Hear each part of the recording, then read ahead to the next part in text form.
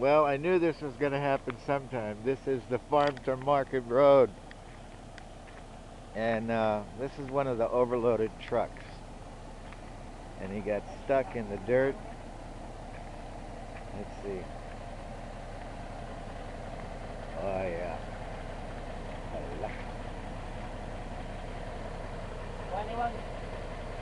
Not so good.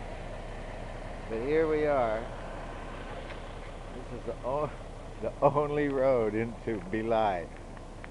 It's called the Farm to Market Road. Look, it's gorgeous.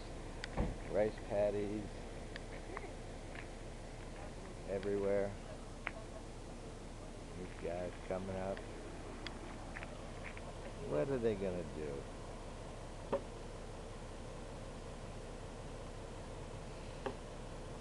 Boy, there's about 200 extra logs that they're gonna have to get rid of.